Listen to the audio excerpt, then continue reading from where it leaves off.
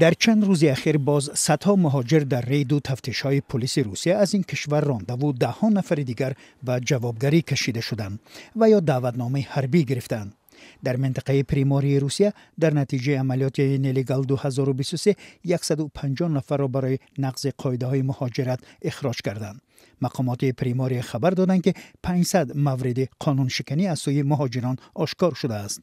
در ولایت مسکو هم نیروهای امنیتی در یک رید نوبتی ضد مهاجران سند 20 زاده یک کشور آسیای مرکزی را تفتیش کردند. از کشور نام برده نشده است، اما بنا به خبر پلیس ولایت در یک دیه 18 مهاجر بازداشت شده است که بود و باششان در روسیه غیر قانونی بوده است.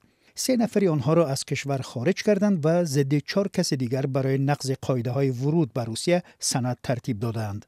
همین طور در یک انبار عمده فروشی در شهر ریوتاوی ولایت مسکو پلیس و نیروهای ویژه 50 مهاجر را بازداشت کرده 25 نفر آنها را که نو صاحب شناسنامه روسیه شدند برای سری وقت از قید حربی نگذاشتند جریمه کردند. با آنها دعوتنامه حربی داده شده است. به اطلاع پلیس شهر در این عملیات 34 مهاجر جزای مأموری دیدند. مقامات روسیه میگویند هدف از این ریدها مبارزه با مهاجرت غیرقانونی و آشکار کردن آن شهروندان روسیه است که قید حربی ندارند. اما حامیان حقوق برینند که هدف اصلی سفربری مجبوری مهاجران به ارتش و جنگ اوکراین است. در حالی که تفتیش مهاجران به ایست ادامه دارد، پیشنهادها از سوی وکیلان و منصبداران روس برای سخت‌تر کردن کار و زندگی مهاجران و خانواده‌های آنها در روسیه هرچی بیشتر صدا می‌دهند. یک پیشنهاد نو این است که برای کودکان مهاجر بیمه طبی و امتحان زبان روسی جاری شود. وکالتدار حقوق کودک روسیه ماریا لوووا بلووا پیشنهاد دارد که مهاجران باید برای فرزندانشان بیمه طبی خرند و از کودکان پیش از قبول به مکتب امتحان زبان روسی گرفته شود.